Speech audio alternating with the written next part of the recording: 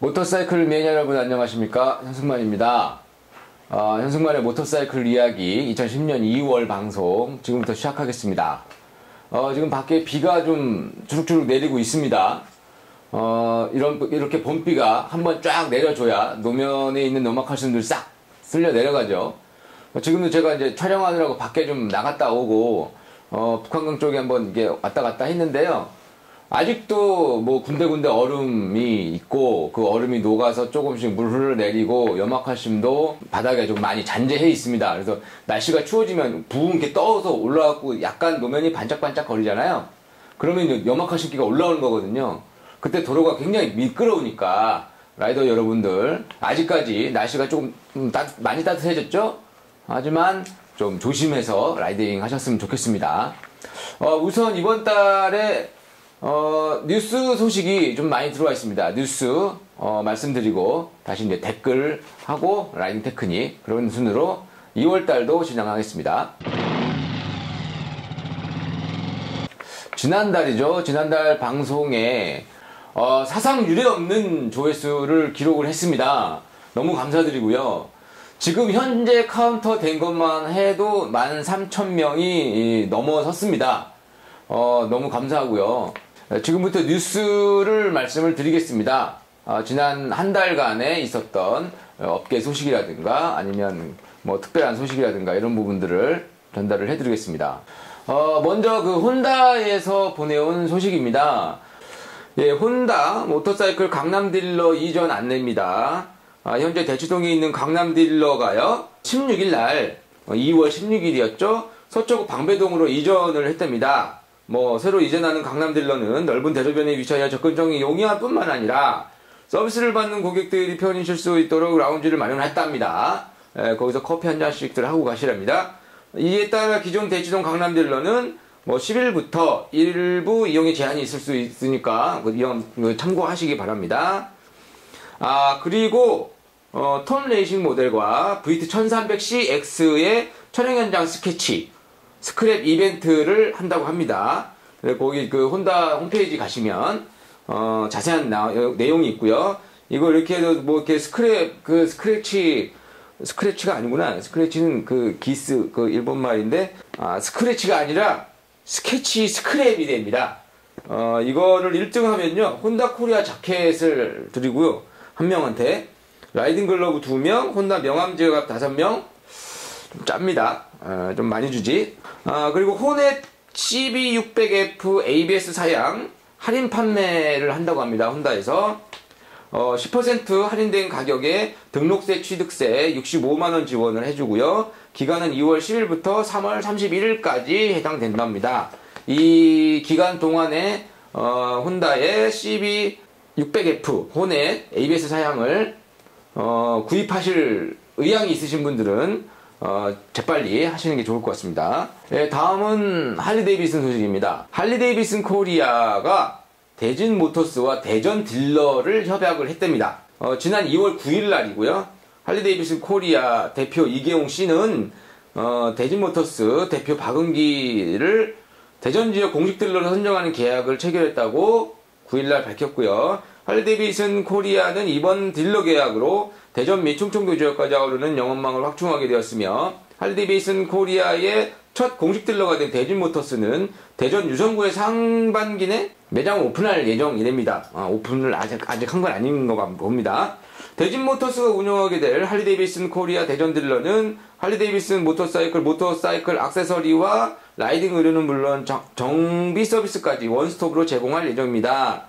현재 할리데이비슨 코리아는 경기도 용인시를 비롯 서울 한남동과 역삼동 그리고 경상북도 경산시와 인천국제공항에 직영 매장을 가지고 있습니다. 그리고 할리데이비슨 코리아 웨이크업 투어를 또 진행을 했다네요.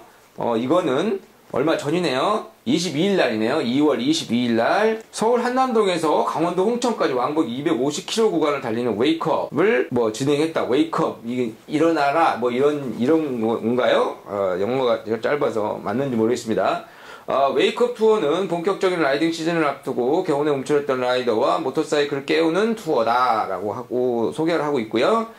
총 42명의 라이더가 함께한 이번 투어는 할리데이비슨 코리아 이계용 대표가 직접 로드 캡틴으로 나서 고객들에게 모범적 안전한 라이딩을 보여줬다라고 했습니다. 로드 캡틴이란 선두에서 이제 앞에 나가가면서 이제 그 대열을 이끄는 사람이죠. 이계용 사장님 모터사이클 굉장히 좋아하시고 모터스포츠 매니아시고, 예, 솔선수범 하셔가지고 진정한 모터사이클 사랑을 보여주시는 모습이 참 보기 좋은 것 같습니다. 할리데이비슨은 항상 뭐 이렇게 많습니다. 뭐 이렇게 제일 활발하게 움직이는 것 같습니다. 경기 안 좋을 때 공격적인 마케팅을 하는 게 훨씬 더 좋다고 하죠. 할리데이비슨 코리아가 창원에서 모터사이클 쇼케이스를 진행을 했답니다. 오늘 제가 지금 오늘 녹화하는 날이 25일인데요. 오늘 했네요. 할리데이비슨 코리아는 다가오는 2월 28일 창원시 대원동에 소재한 창원 컨벤션 센터 야외 전시장에서 할리데이비슨 모터사이클을 전시하는 할리데이비슨 쇼케이스인 창원을 진행한다고 밝혔다. 지난해 9월 부산에서 진행된 쇼케이스에 이어 두 번째로 진행된 이번 쇼케이스는 쇼케이스 할리데이비슨 라이더뿐만 아니라 해당 지역 주민들에게 건전하고 가족적인 모터사이클 문화 전파를 위해 기획되었다고 합니다. 뭐 여러 가지 다양한 행사들을 했다고 합니다. 뭐 풍선 뭐 이렇게 하는 것도 하고요. 그리고 그 사진 찍는 행사도 하고 그랬답니다. 쇼케이스인 창원에 전시될 할리데이비슨 모델은 투어링 계열의 모터사이클, 스트리트 글라이드와 로드킹 클래식, 그리고 차포 스타일의 모터사이클 락커를 비롯 2016년 베스트 모델 총 12종이 전시가 됐다고 합니다. 할리데이비슨은 조금 모델명이 어렵습니다. 이상 뉴스를 마치겠습니다. 지금부터 이제 선정된 댓글을 여러분한테 보내드릴 텐데요. 이번 달은 유난히도 많은 분들이 많이 봐주시고 사랑해주시고 하셔서 댓글이 정말 어마어마하게 달렸습니다. 사실 제가 그 댓글 달리면 항상 이게 저도 또 답을 또 달아드리거든요. 근데 요번 달만큼 힘든 적이 없었습니다. 정말 감사드리고요. 앞으로도 이렇게 계속 지속적인 관심 보여주시고, 그리고 제가 만드는 영상은 뭐 일종의 공익적인 차원에서 만드는 영상입니다. 그렇기 때문에 뭐 어떻게 퍼가도 돼요? 뭐 이런 거 안 물어보셔도 됩니다. 많은 분들이 될 수 있으면 많은 분들이 볼 수 있고 자유스럽게 볼 수 있게 만들려고 노력하고 있으니까요. 만약에 이거를 뭐 카페에 걸고 싶다든가 얼마든지 충분히 그러셔도 됩니다. 이거는 많은 라이더들이 안전에 대해서 생각하고 조금이라도 모터사이클 문화가 발전될 수 있는 그런데 도움이 된다면 저는 어느 곳에 사용하든지 상관없습니다. 상업적으로만 이용하지 않으시면 괜찮겠습니다. 댓글을 읽어드리겠습니다. 바이크매니아에 올라온 댓글. 군탕 86 김군수라는 분입니다. 군탕이 뭘까요? 저도 방송은 매번 보고 있는데 진국만 쏙 빼먹고 티긋티긋했는 거 봅니다. 근데 인터넷장 용어를 잘 몰라서 티긋티긋이 뭐죠?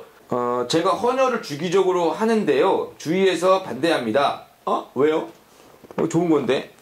이거 되게 힘든 겁니다. 실질적으로 되게 힘듭니다. 헌혈하는 거 대단하십니다. 하지만 저는 저의 작은 노력에 단 한 사람의 생명을 결정지을 수 있다고 믿고 헌혈을 꼭 하거든요. 땀을 대신한 피해봉사. 그러네요. 어찌됐든 피와 땀을 했던 이 이야기를 한 이유는 현승마님의 말씀, 돈도 안 되는데 어떤 이에게는 생사를 결정짓는 지식이 될 수 있거든요.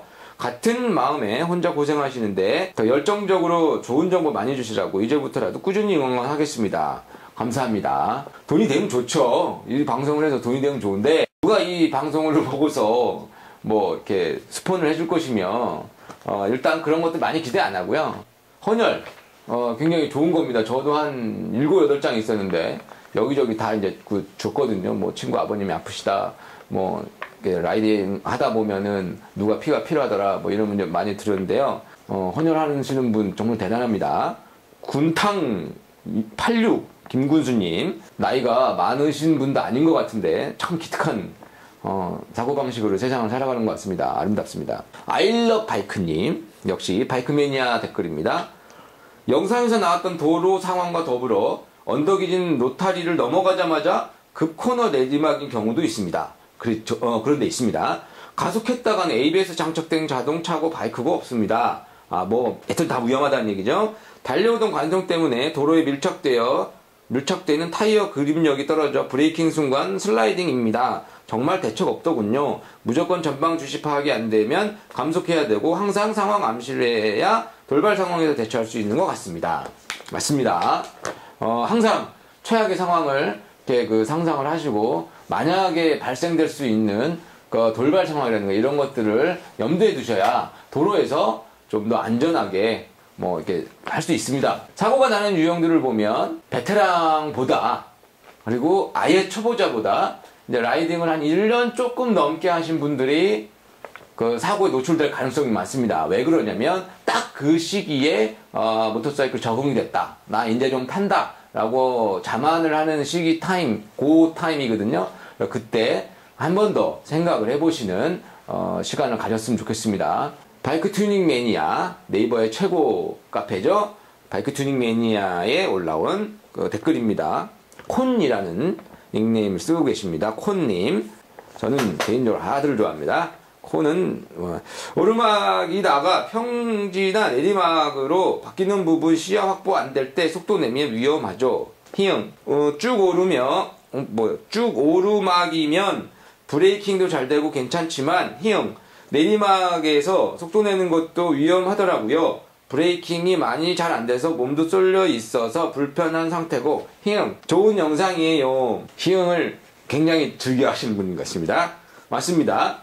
브레이킹 내리막에서 브레이킹을 하거나 내리막에서 코너를 돌 때도 중심 이동이 좀 많이 달라지죠. 그래서 내리막이나 시야가 확보되지 않는 오르막이라든가 이런 부분들 주행하실 때 특히 조심하시고 시야가 안 보이는 곳은 누누이 말씀드리지만 시야가 확보되지 않으면 무조건 스로틀은 닫아야 합니다. 감속할 수 있는 브레이킹을 할 수 있는 만반의 준비를 하고 대처를 해야 도로 주행을 해야 되는 겁니다. 거듭 말씀드리지만 안전운전 하시고요. 그 다음은 보배드림입니다. 보배드림에서 그런지룩 님이 올려주셨습니다. 사고가 나셨던 지하차도는 정말 극혼으로 이어지네요. 깜짝 놀랐습니다. 저는 작은 사고 이후로 갓길 주행과 추월 주행은 절대 안 합니다. 그래서 동호회에서도 욕을 많이 먹을 때가 있네요. 갓길 주행과 추월 주행은 절대 안 합니다. 라고 하셨는데 저는 개인적으로 갓길 주행은 합니다. 갓길이라는 고속도로 갓길 말고 러시아어 정체가 이렇게 쭉 있으면 이게 조금 남는 길로 이렇게 좀 스스스스스 가잖아요. 거기서 너무 속력을 내시는 분들이 있습니다. 근데 굉장히 그거는 바람직하지 않습니다. 그때 속력을 내면 아주 큰 사고로 이어지진 않지만 많이 위험합니다. 그러니까는 문제는 이제 갓길 주행을 할 때 너무 속력을 내시거나 하시면 오히려 차보다 모터사이클끼리 부딪힐 수도 있습니다. 이렇게 배달의 기수 아저씨 분들이라든가 굉장히 추운데도 고생 많이 하시지만 시간이 쫓겨서 굉장히 많이 좀 급하게 막 왔다 갔다 하시는데 그분들이랑 부딪힐 수도 있고요. 그러니까 최대한 갓길을 지나갈 때는 그 사이길을 지나갈 때는 이렇게 천천히 자동차 운전자들이 놀라지 않게 그 버스 정류장 주변은 항상 잘 살피고 이렇게 주행하셨으면 좋겠습니다. 투어를 가다 보면 동호회에서 그렇게 조금 이렇게 천천히 가시고 안전운전을 지나치게 잘 지키시는 분들을 보면은 나 쟤랑 안 되냐, 아우 짜증나 죽겠어 막 이렇게 하시는 분들 좀 있는데요. 투어라는 게 뭘까요? 투어는 이거 구경하고 가서 맛있는 것도 먹으려고 하고 좋은 경치 보려고 하고 바람도 좀 쐬고 그런 건데 너무 빨리 달리지 마시고요. 보면은 내가 오늘 투어 가자 그랬는데 서울에서 강릉까지 내가 1시간 반에 끊어서 막 이러신 분들이 있는데요. 참 그러셨으면 좋겠습니다. 한 방에 훅 갑니다. 댓글은 오늘은 여기까지 하고요. 라이딩 테크닉은 제가 그동안 이게 입으로 이렇게 털었는데 이제 입으로 터는 거 말고 밖에 나가서 제가 바이크를 한 대 구입했으니까요. 과연 제가 구입한 바이크는 무엇일까도 구경하시고 꽁꽁 얼어있는 북한간도 구경하시고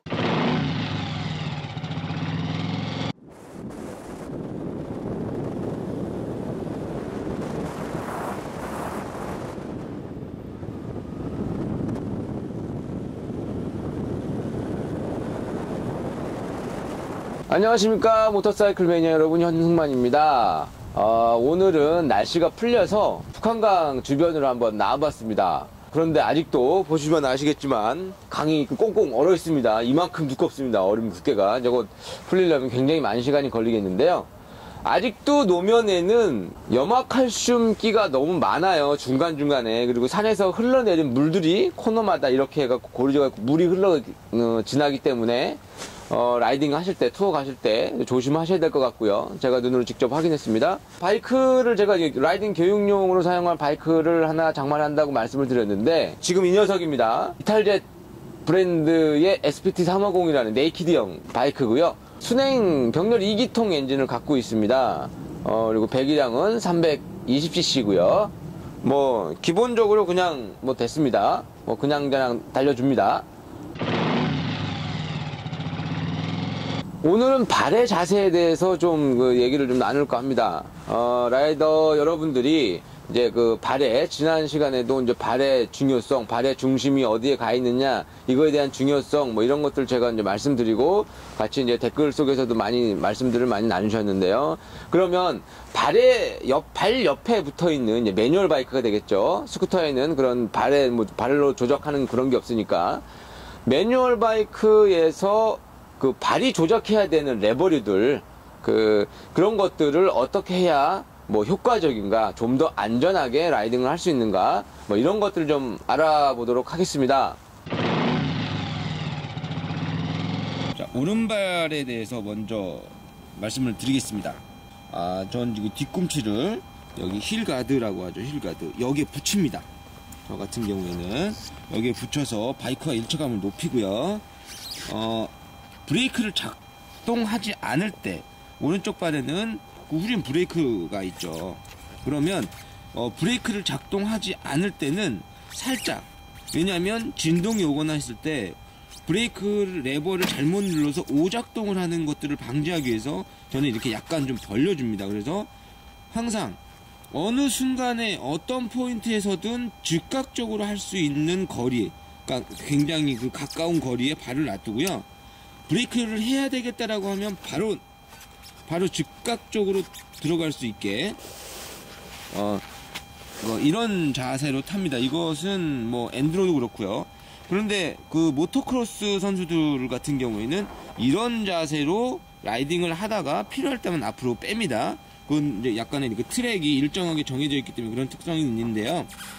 공도를 주행할 때는 제가 봤을 때는 언제든지 즉각적으로 브레이크를 작동시킬 수 있는 이 거리에, 이 비거리에 이렇게 발을 위치해 두고, 그 대신 이 뒤꿈치는 바이크와의 일체감과 노면에서 전달되는 정보들을 발로 이렇게 읽을 수 있게 뒤꿈치를 이렇게 항상 이쪽에다가 대고 중심 이동을 한다거나 이럴 때도 용이하거든요. 뭐 이렇게 되어 있습니다. 자, 반대로 그러면 왼쪽 다리는 체인지 레버의 조작을 담당하고 있는 구역인데요. 이쪽도 마찬가지입니다. 시프트 다운이나 업을 할 때 이렇게 내려서 올리거나 여기에서 바로 갈 수 있게 근거리에 발을 놓고, 이 뒤꿈치는, 여기 뒤꿈치 보이시죠? 뒤꿈치는 대고 있는 것이 좋습니다. 이것은 일체감도 높이고, 아까 전에 말씀드렸던 것처럼 바이크의 이상 유무라든가 아니면 노면의 진동이라든가 이런 정보들을 습득할 수 있는 상황이 될 수 있기 때문에 뒤꿈치가 여기 뭐라 그러죠? 까먹었다. 하여튼 여기에다가 이렇게 대고 바이크에다가 댑니다. 즉각적으로 시프트 다운도 일종의 브레이크 역할을 하기 때문에 즉각적으로 내리고 올리고 시프트 업 다운을 자유조절할 수 있게, 그래서 언제든지 비상사태 시에 모든 조작을 즉각적으로 해서 탈출할 수 있는, 위험 요소를 제거할 수 있는 이런 준비 태세가 돼야 되는 겁니다.